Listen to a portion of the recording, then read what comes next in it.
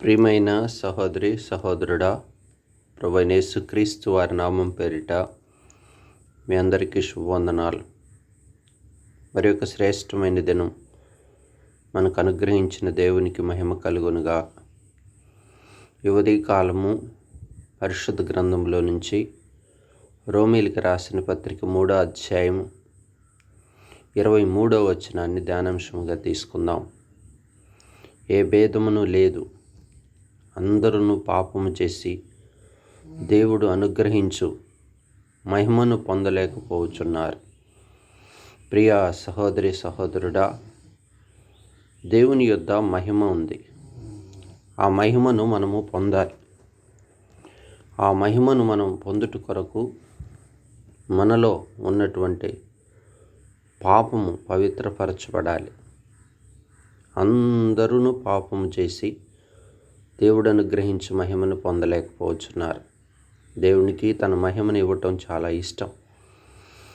మానవుణ్ణి తన ఇష్టముగా ఎంతో చేసుకున్నాడు. తన సారూప్యతలో తన పోలిక చొప్పున చేసుకున్నాడు. అయితే మానవుడు పాపం చేసి దేవుడు సన్నిధిని పోగొట్టుకున్నాడు.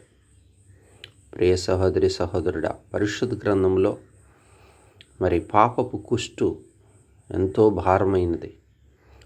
జన్మతః మరి పాపులము, పుట్టుకలో పాపం ఉంది, క్రియల్లో పాపం ఉంది.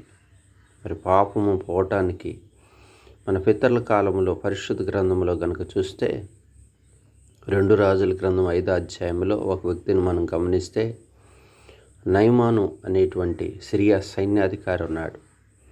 అతని శరీరం అంతా ఈ కుష్టుతో ఉంది. అంటే ఆత్మలో పాపదోషం ఉంది, శరీరానికి కుష్టు ఉంది. అది పోవటానికి మరి ఎలీషా యొద్దకు వచ్చినప్పుడు దైవజనుడు యోర్దాను నదిలో 7 మార్లు మునగమన్నప్పుడు మరి 7 సార్లు ఆ నదిలో మునిగి లేచినప్పుడు తన దేహం అంతయు శుద్ధి చేయబడింది. తన పాప స్వభావం అంతయు తొలగిపోయింది. మరి మన పితరుల కాలంలో రాగుంది. అయితే ఇప్పుడైతే యేసుక్రీస్తు ప్రభు అనే శ్రేష్ఠ కుమారుడు, తండ్రి అయిన దేవుడు తన కుమారుడిని మానవ రూపంగా శరీరధారికి లోకానికి పంపాడు. పాపంలో ఉన్నటువంటి మానవుడిని ప్రేమించి పరిశుద్ధుడిగా ఈ లోకానికి వచ్చాడు. మరి సశరీరుడిగా ఈ లోకంలో 33.5 సంవత్సరాలు జీవించి 3.5 సంవత్సరాలు ఎంతో గొప్ప కార్యాలు భూమి మీద జరిగించి సువార్తను ప్రకటించి అందరూ మారుమనసు పొందాలని ఆశ కలిగి ఉన్నాడు.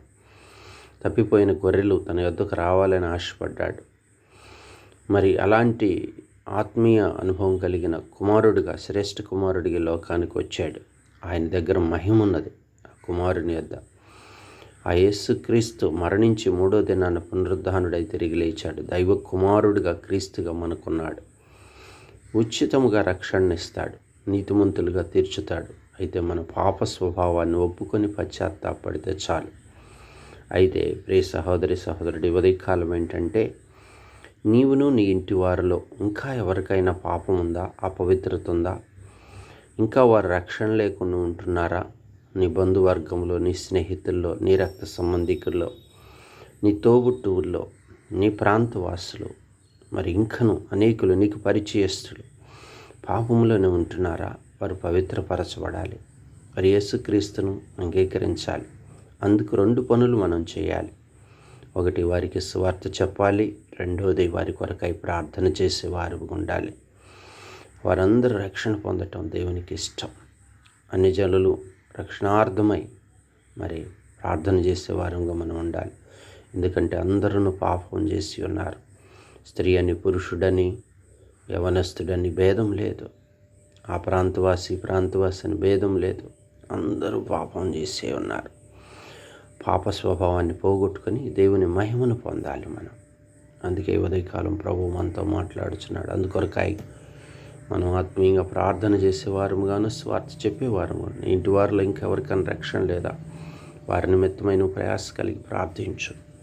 రక్షణార్థమై ప్రయాస తీసుకోవాలని దేవుడు ఆశ కలిగి మనతో ఉదయకాలం మాట్లాడుచున్నాడు. ప్రార్థన చేసుకుందాం. పరిశుద్ధుడా, ప్రేమ కలిగిన తండ్రి, అవునయ్యా, అయ్యా, అందరూ పాపం చేసి దేవుడు అనుగ్రహించి మహిమను పొందలేకపోవచ్చు. నీ యొద్ద గొప్ప మహిమ ఉన్నది. మహాకాశములు పట్టజాలని మహిమ కలిగిన రాసు నువ్వు తండ్రి.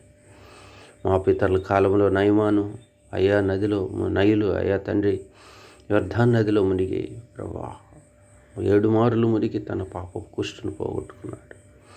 అవును, గెహాజీ పాపం చేసి పాపపు కుష్టుని తెచ్చుకున్నాడు. అయ్యా నా ఆధ్యాత్మిక జీవితంలో ప్రభా మా ప్రియ సహోదరులకు ఇంకా ఎవరికి పాపం ఉందో అపవిత్రత ఉందో విడిపించు. ఇంకా సంఘంలో చేర్చబడక రక్షణ లేక కుటుంబాల్లో ఉంటూ మాతో సహవాసం కలిగిన స్నేహితులుగాను బంధువులుగాను రక్త సంబంధికులుగాను పరిచయస్తులుగా ఉన్న వారు అనేకులు ఉంటున్నారు. వారి నిమిత్తమై ఉదయకాలం ప్రార్థిస్తున్నా, సహాయం చేయి. వారి పాపమంతా తొలగించు తండ్రి. మీ దయ చొప్పున కృప చొప్పున మీ వాత్సల్య చొప్పున రక్షించండి తండ్రి. ప్రభా సంఘమునకు క్షమాభివృద్ధి కలగచేయం. సంఘంలో ఉన్న ప్రతి బిడ్డ యొక్క ఆధ్యాత్మిక జీవితాన్ని మీరు మీ కృపలో బలపరుస్తారు. ఏమైనా కాలబిడ్డల భవిష్యత్తును దీవించి ఆశీర్వదించమని మీ నామానికి మహిమ తెచ్చుకోండి. మీరు ఇచ్చిన ఈ సమయాన్ని బట్టి స్తోత్రములు చెల్లిస్తూ యేసు నామమున ప్రార్థించి వేడుకుంటున్నాను తండ్రి. ఆమేన్.